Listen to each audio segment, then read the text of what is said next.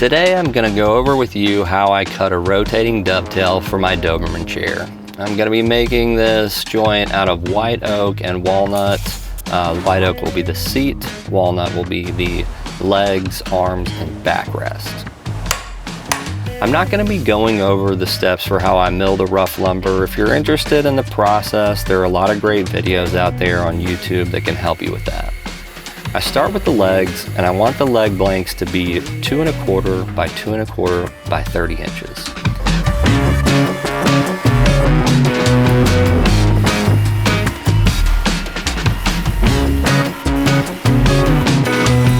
It's incredibly important that the ends of each leg blank are square, and you can see me doing that here.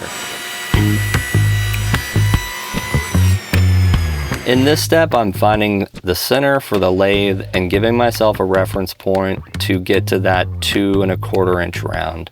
It's a good idea to go ahead and label all the legs at this point. Top, down, left, right, back, front.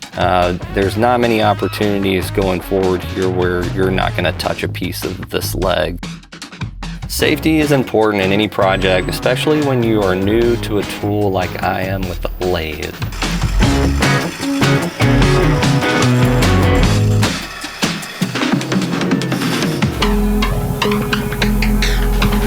Now that my leg blank is 2 1/4 round, I need to cut a slot that is 1.25 inches in diameter. You don't need to be super precise on this measurement, as you'll have an opportunity to later on the router further define that measurement. The width isn't super important either, and for me it's just large enough that I can get my dovetail bit in there.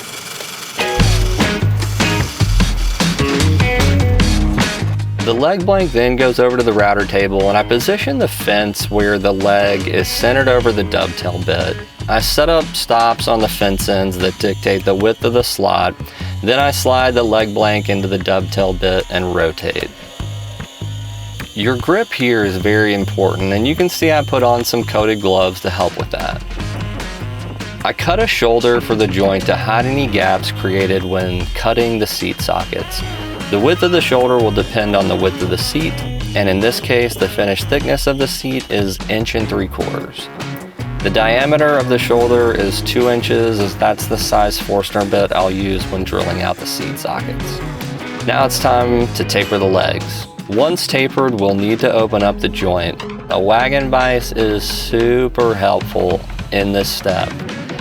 I don't quite half the joint, as the edges tend to bruise later when fitting it.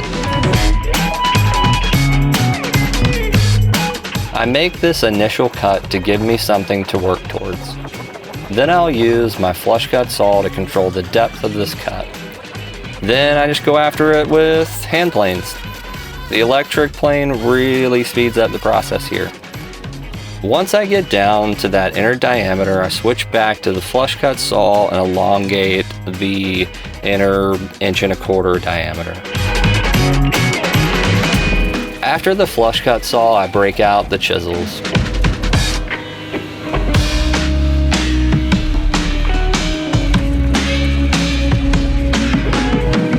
Then comes the carving chisels for the finer work. And there it is, roughed out.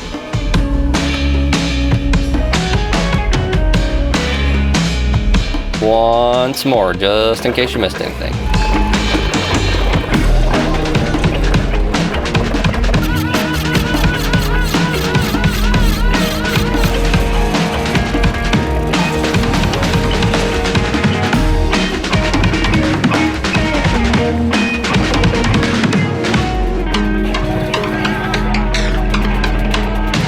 Now I'm going to work on the seat.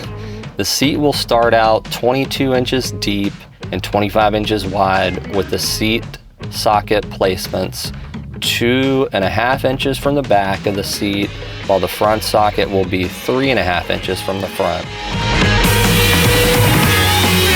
I don't use dominoes or dowels to glue the seat, as I'll be carving into it later and don't want to accidentally expose any of them, and at this thickness just really isn't necessary.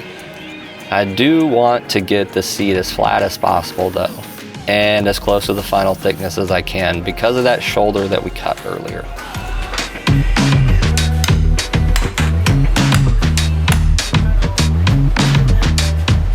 I do like trimming the seat with my track saw as opposed to my table saw. The seat is just so heavy at this point, and I don't like carrying it to the table saw. And there's a lot less tear out with the track saw.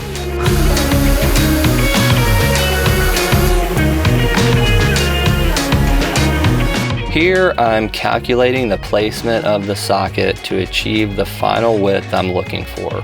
I'll need to trim 2.5 inches overall, so I'll place the center of the socket 1.25 inches from each side. A marking gauge will help with the accuracy of the socket placement as well as reduce tear out later when I'm trimming it.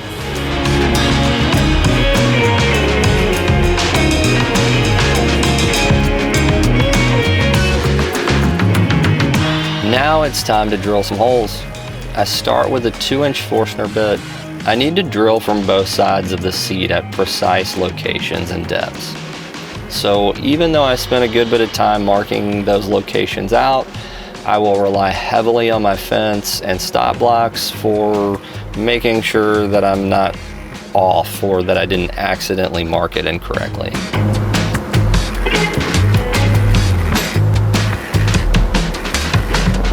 Once I'm done with a 2-inch bit, I'll move to the 1.25 inch Forstner bit.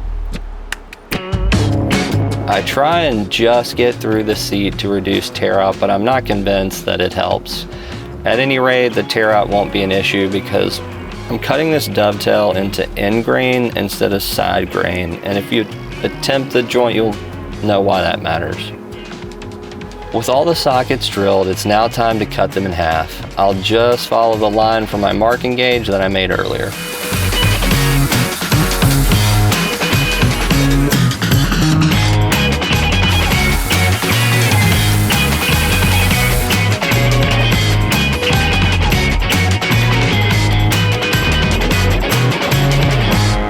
Now I'll transfer the dovetail from the leg onto the seat using a marking knife. And we're going to break out some chisels.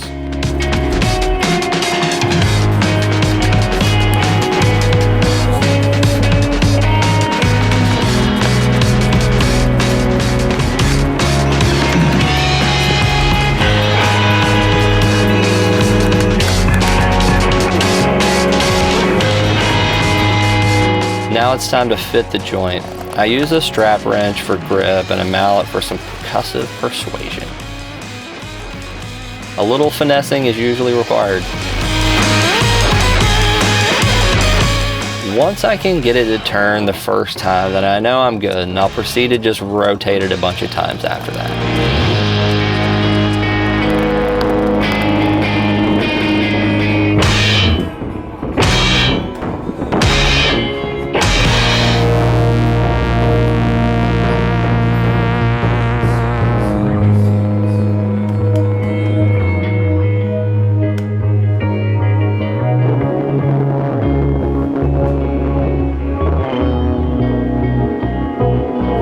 Once I can turn it by hand, then I know I'm done.